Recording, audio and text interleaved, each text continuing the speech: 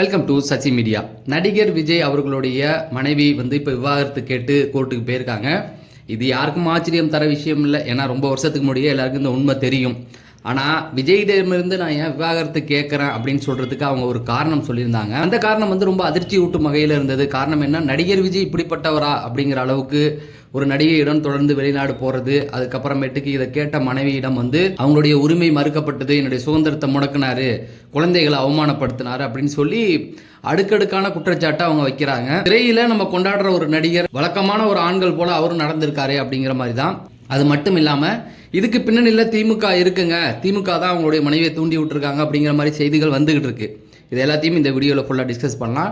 நீங்கள் நம்ம சேனலுக்கு வரது இதான் முதல் தடவை அப்படின்னா நம்ம சேனலை சப்ஸ்கிரைப் பண்ணிட்டு வீடியோவை லைக் பண்ணிடுங்க. நடிகர் விஜய் அவர்கள் இன்னைக்கு ஒரு நடிகராக இருந்து அரசியல் கட்சி தலைவராக வந்திருக்காரு அப்படின்னா சாதாரண விஷயம் இல்லை. ஃபர்ஸ்ட் படத்துலேருந்து தன்னை போராடி ஒவ்வொரு இடத்துக்கும் கொண்டு வந்திருக்காரு. முதல் படத்தில் இவரை ஒடுக்குழுந்த மூஞ்சின்னு சொன்னவங்க தான் இன்னைக்கு பெண்கள் அதிகமாக விரும்பும் நபர் சவுத்தில் யாருன்னு பார்த்தீங்கன்னா விஜய் அவர்கள். இந்த வெற்றிக்கு பின்னாடியில் இருப்பவர் எஸ்எஸ்சி அவங்களுடைய அப்பா. அவரையே 2021 விலக்கி வச்சுட்டாரு அப்படின்ற மாதிரி சொல்லலாம். அப்பையிலிருந்தே விஜய் சாருக்கு தொடர்ந்து பிரச்சனைகள். அதே காலகட்டத்தில் அவருடைய மனைவி அவங்க விட்டு பிரிஞ்சுட்டாங்க அப்படிங்கிற மாதிரியான செய்திகள் வந்தது. அதுக்கப்புறம் இன்னொரு நடிகை கூட தொடர்பு இருக்குது. நிறைய நடிகை கூட பேசப்பட்டிருக்காங்க. ஆரம்ப காலத்திலிருந்து விஜய் அவர்கள் பேசப்பட்டுக்கிட்டு தான் இருக்காரு. ஒன்று அந்த சங்கவி அப்படின்னு சொல்லுவாங்க, அப்படியே வளர்ந்து வர காலகட்டங்களில் த்ரிஷா சொல்லுவாங்க, அசின், கீர்த்தி சுரேஷ், இப்படி தொடர்ந்து பல நடிகைகளோட அது அப்படியே தொடர்ந்து கிசுகிசுக்கப்பட்டுக்கிட்டு தான் இருந்தது. அதை யாருமே பெருசாக பெருள்படுத்தலை. காரணம் என்ன, ஒரு குறிப்பிட்ட ரேஞ்சுக்கு மேலே வளர்ந்துட்டாரு. அதை நெகட்டிவாக பேசுகிறாங்க, நடிகன்னா அப்படி பேசத்தான் செய்வாங்க அப்படிங்கிற மாதிரி போகிற போக்கில் போயாச்சு. ஆனால் 2021 பல நிகழ்ச்சிகளோட அவங்களுடைய மனைவி எல்லா ஆடியோ லான்ச்சுக்கும் வருவாங்க, ஆனால் வரது கிடையாது. அப்பயே நிறைய இடங்களில் பேசப்பட்டாங்க. நிறைய நடிகைகளோட தொடர்பு இருந்தனால தான் அவங்க விட்டுட்டு போயிட்டாங்க அப்படிங்கிற மாதிரியான செய்திகள் தொடர்ந்து வந்து கொண்டு தான் இருந்தது. சமீபத்தில் கூட ஒரு பாஜக கட்சி தலைவர் த்ரிஷா விட்டு வெளியில் வரணும் அப்படிங்கிற மாதிரி சொல்லியிருந்தாங்க. நிறைய கண்டன குரல்களும் வந்தது. இப்போ விஜய் சாருடைய மனைவி அவர்கள் விவாகரத்து கேட்டு வந்திருக்காங்க. எங்கே அப்படின்னு பார்த்தீங்கன்னா செங்கல்பட்டு குடும்ப நல நீதிமன்றத்தில் தான் வந்திருக்காங்க. இவங்க 2 பேருக்கும் எப்போ கல்யாணம் ஆச்சு அப்படின்னு 1999 ஆகஸ்ட் 25 உங்களுக்கு கல்யாணம் ஆச்சு. கரெக்டாக 27 வருடங்கள் இவங்களுடைய திருமண வாழ்க்கை நல்லபடியாக தான் போயிட்டு இருந்தது. இது வரைக்கும் பார்த்தீங்கன்னா 2021 வரைக்கும் அவங்களுடைய குடும்ப வாழ்க்கை நல்லா தான் போயிட்டு இருக்கு. அதை அவங்க மனுவிலேயே குறிப்பிட்டிருக்காங்க. இவங்களுக்கு 2 பசங்க இருக்காங்க. இப்போ சமீபத்தில் ஜேசன் சஞ்சய் கூட படம் எடுத்துக்கிட்டு இருக்காரு. ஆனால் விஜய் சார் அவர் சந்திக்கவே இல்லை. விஜய் சாருடைய எந்த ஒரு தலையீடுமே அதில் இருந்திருக்காது. நீங்கள் நல்லா பார்த்துருக்கலாம்.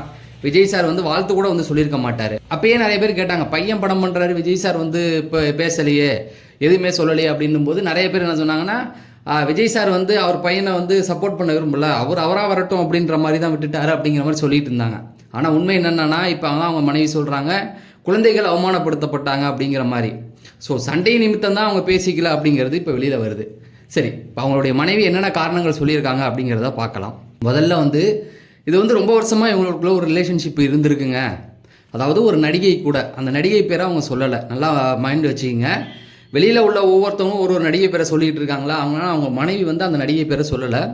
ரொம்ப வருஷமாக விஜய் கூட அவங்களுக்கு தொடர்பு இருக்குது. அதுவும் திருமணத்தை மீறிய ஒரு தொடர்பு. உங்களுக்கே புரியும்னு நினைக்கிறேன். இதை நான் விளக்கி சொல்ல தேவையில்லை. அப்பப்போ என்ன பண்ணுவார் அப்படின்னா வெளிநாடு கூப்பிட்டுட்டு போயிடுவார். வெளிநாடு கூப்பிட்டு போயிட்டு ஒரு டேட் பண்ணுற மாதிரி தான் வச்சுங்களா, ஒரு 1 மந்த் அவங்க கூட குடும்பம் நடத்திட்டு வந்துடுவார். இந்த விஷயம் எனக்கு 2021 தான் தெரியுது. அப்படின்னா அவங்களுடைய ரிலேஷன்ஷிப் அதுக்கு முன்னாடி காலகட்டத்திலேருந்து தொடர்ந்து இருக்குது அப்படிங்கிறதையும் குறிப்பிடுறாங்க. எனக்கு இதை பற்றி தெரிய ஆரம்பிச்சதுக்கப்புறம் இதை பற்றி நான் அவர்கிட்ட கேட்க முயற்சி பண்ணும்போதெல்லாம் இதை பொருட்படுத்திக்க மாட்டார், பெருசாக எடுத்துக்க மாட்டார், 10ஓட 10 அது கடந்து போயிடுவார் அப்படிங்கிற மாதிரியும் சொல்கிறாங்க.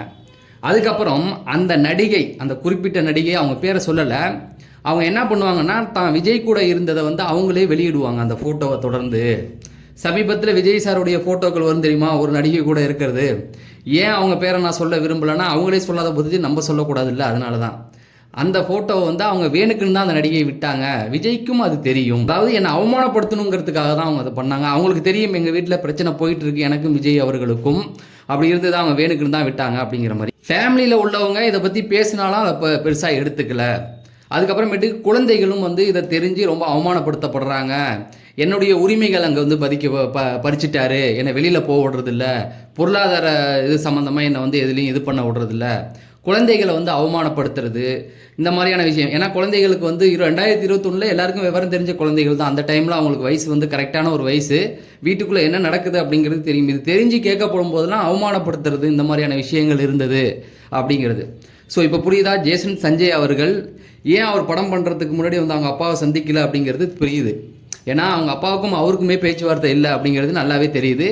ரெண்டாவது விஜய் சாருடைய பையன் இங்கே வருவார் அப்படின்னும் போது ஹீரோவாக தான் நம்ம எதிர்பார்த்தோம். மிகப்பெரிய பிளாட்ஃபார்ம் இருக்குது, வந்தார்னா வேற லெவல் சம்பவமாக இருக்கும். ஆனால் அவர் அதை தொடாமல் டைரெக்ஷனில் தொடும்போது எல்லாருக்கும் ஒரு டவுட் இருந்தது. அப்படி அப்பாவோட நிலையில் அவர் வர விரும்பலை அப்படிங்கிறதுக்கும் தனக்கும் அவருக்கும் அவங்க அப்பாவுக்குமே கான்டாக்ட் இல்லை அப்படிங்கிறது நல்லாவே வெளிப்படுத்துது. இது மட்டும் இல்லாமல் இன்னும் கூடுதல் சில விஷயங்களும் அவங்க சொல்லியிருக்காங்க. என்ன அப்படின்னு பார்த்தீங்கன்னா, ரொம்ப வருஷமாகவே இது போயிட்டு இருக்கு. இது தெரிய ஆரம்பிச்சதுலேருந்து எனக்கும் அவருக்கும் மனதளவிலும் உடல் அளவிலுமே வந்து எந்த ஒரு கான்டாக்டுமே இல்லை, நாங்கள் தனித்து தான் இருந்தோம் அப்படிங்கிறத சொல்கிறாங்க. மனது உடல் அளவு உங்களுக்கு புரியும் நினைக்கிறேன். அதையும் தெளிவாக சொல்கிறாங்க. திருமணம் ஆன அந்த புதிதான அந்த காலகட்டங்களில் எங்கள் வாழ்க்கை மகிழ்ச்சியாக தான் போணுச்சு. ஒரு குறிப்பிட்ட நேரத்துக்கு அப்புறம் இதை பற்றி விஜய் சார் இப்படிலாம் இருக்காரு அப்படிங்கிறத நான் தெரிஞ்சுக்கிட்டு இதை கேட்டதுக்கு அப்புறத்துலேருந்து எங்களுக்குள்ளே எந்த ஒரு கான்டாக்டும் இல்லை, நாங்கள் ஒரு பேரளவில் கணவன் மனைவியாக தான் வாழ்ந்தோம் அப்படிங்கிற மாதிரியும் சொல்கிறாங்க. அதாவது ரொம்ப வருஷமாக இது போயிட்டு இருக்குது அப்படிங்கிறதும், ரொம்ப வருஷமாக நாங்கள் பிரிஞ்சு தான் இருக்கோம், வீட்டுக்குள்ளேயே இருந்தாலும் பிரிஞ்சு தான் இருக்கோம், இப்போ தான் நான் வந்து தனியாக வாழ்ந்துக்கிட்டு இருக்கேன் அப்படிங்கிறதையும் சொல்கிறாங்க. இப்போ நமக்கு ஒரு டவுட் ஒன்று வரும், என்னங்க விஜய் சார் கட்சி தொடங்கினதுலேருந்து இவ்வளோ பிரச்சனை அவருக்கு தொடர்ந்து வந்துக்கிட்டு இருக்கு அப்படின்னு நீங்கள் கேட்கலாம். அதுக்கும் ஒரு பதில் அவங்க சொல்லியிருக்காங்க. நான் இதை கடந்த வருடமே இதை பற்றி விவாகரத்து போடுறதுக்கு நான் முன் வந்துட்டேன். அப்போ விஜய் சார் தரப்புலேருந்து என்கிட்ட பேசி சமாதானம் பண்ணாங்க. அப்போ சமாதானம் பண்ணி இதை பற்றி சரி செய்யலாம்னு சொல்லிட்டு திரும்பவும் தொடர்ந்து இப்போ சமீப காலத்தில் கூட தொடர்ந்து இந்த மாதிரியான விஷயங்கள் பேசப்படுது இல்லையா. ஊடகங்களில் வந்து ஒருத்தர் பேசினார்ல, அந்த நடிகையை விட்டு வரணும் அப்படி இப்படி த்ரிஷா விட்டு வரலாம்லாம் சொல்லிட்டு இருந்தார் இல்லையா. ஒருவேளை திரும்பவும் அவங்கள அதை கோவப்படுத்தியிருக்கலாம். சமாதானம் பேசுகிறேன் அப்படின்னு சொல்லி போன வருடம் பேசிட்டு திரும்பவும் அதை பற்றி பெருசாக எடுத்துக்காமல் அதை கடந்து போயிட்டாரு. திரும்பவும் இந்த மாதிரியான விஷயங்கள் வந்த உடனே தொடர்ந்து அவங்க வந்து இதை எடுத்துகிட்டு வந்தா அப்படிங்கிற மாதிரியும் சொல்கிறாங்க. கடைசியாக சொன்னது தான் ரொம்ப ஹைலைட்டாக பார்க்கப்படுற ஒரு விஷயம். இதுக்கப்புறம் விஜய் சார் தரப்புலேருந்து எனக்கு மிரட்டலோ இல்லை அவங்க தரப்புலேருந்து எனக்கு ஏதாவது ஒன்று நடந்ததுன்னா அந்த நடிகையின் பெயரை நான் சொல்லிடுவேன் அப்படிங்கிற மாதிரியும் அவங்க சொல்லியிருக்காங்க. ஸோ இதோடைய அர்த்தம் என்ன அப்படின்னா, இதுக்கு முன்னாடி மேபி கொலை மிரட்டலோ ஏதோ சம்திங் அவங்க அதை தான் சொல்ல வராங்க. விஜய் சார் தரத்துலேருந்து எனக்கு அழுத்தம் கொடுத்தா அந்த நடிகை பேரை வந்து நான் பொது வெளியிலேயே சொல்லிடுவேன். இப்போ நான் அவங்க பேரை சொல்லாததுக்கு காரணம் மரியாதை நிமித்தம் சொல்லலை அப்படிங்கிறதையும் சொல்கிறாங்க. என்னென்னா, நம்ம ஒருத்தர் நடிகை பேர் சொல்கிறோம் இல்லையா, அதெல்லாம் பெருசாக எடுபடாது. நடிகன் இருந்தால் அப்படி தாங்க இருக்கும்ட்டு கடந்து போயிடுவோம். ஆனால் விஜய் சாருடைய மனைவி வாயிலிருந்து அந்த நடிகை பேர் வந்துருச்சுன்னா காலத்திற்கும் அந்த பேர் நின்றுவிடும் அப்படிங்கிறதையும், அந்த நடிகைக்கும் அவமானம், விஜய் சார் தான் வச்சுருந்தாரு அப்படிங்கிறத போடல போட்டுருவாங்க. விஜய்க்கும் அது மிகப்பெரிய அவமானம். அதனால தான் அவங்க ஒரு மிரட்டல் ஆயுதமாகவே அதை கையில் எடுத்திருக்காங்க. அதாவது அழுத்தம் கொடுக்கறது அப்படிங்கிறது விஜய் தரப்புலேருந்து எனக்கு ஏதாவது ஆபத்து இருக்குங்கிறதையும் அவங்க பதிவு பண்ணுறாங்க.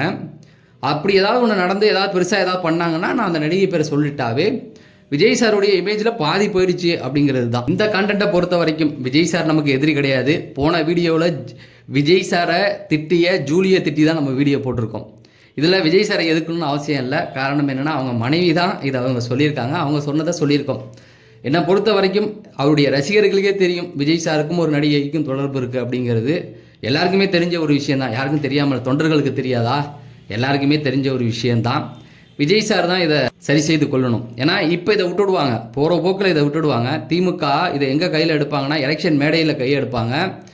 விஜயகாந்த் அப்படிங்கிற இந்த குடிகார பட்டம் வடிவேல வச்சு எப்படி ஊருக்கு ஊராக சொல்லி இன்றைக்கி விஜயகாந்தை வந்து குடிகாரான், ஜெயலலிதா ஒரே ஒரு வார்த்தை தான் சொன்னாங்க, அவர் குடிச்சிட்டு வந்திருக்காருன்னு. நான் நினைப்பேன் ஜெயலலிதா தான் அவரை பேர் வச்சதுன்னு. ஆனால் உண்மையில் என்னென்னா, திமுக தான் வடிவேல வச்சு ஒவ்வொரு ஊர்லேயும் போய் அவரை குடிகாரன்னு சொல்ல வச்சாங்க.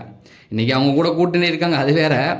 ஸோ எதுக்கு சொல்கிறேன் அப்படின்னு பார்த்தீங்கன்னா, இந்த மாதிரியான விஷயங்கள் மேடைகளில் திமுக எப்படி அணுகும் அப்படிங்கிறது நம்மளை விட விஜய் சாருக்கே நல்லா தெரியும். அதனால் இந்த பிரச்சனையை முடிச்சு விடுறது தான் நல்லது. மனைவியோடு சேர்ந்து வாழணும் அப்படிங்கிறது தான் அந்த நியூஸ் சேனல் வீடியோ போட்டிருந்தாங்க. அதில் கீழே போய் பார்க்கும்பொழுது ஒருத்தர் கமெண்ட் செக்ஷனில் போட்டிருந்தார், டிவிக்கோடைய கட்சியோடைய பொதுச் செயலாளர் யார் அப்படின்னு எங்களுக்கு தெரிஞ்சு போச்சுன்னு அந்த நடிகை பேரையே பச்சையாக எழுதியிருந்தாங்க. ஸோ அந்த மாதிரியான ஒரு முன்னுதாரணம் தேவையில்லை அப்படிங்கிறது தான் என்னுடைய கருத்து. உங்களுடைய கருத்துக்கள் என்ன அப்படிங்க? விஜய் சார் செய்தது சரியா அப்படிங்கிறத கமெண்ட் செக்ஷனில் சொல்லுங்கள். நம்ம அடுத்த வீடியோவில் சந்திப்போம். நன்றி, வணக்கம்.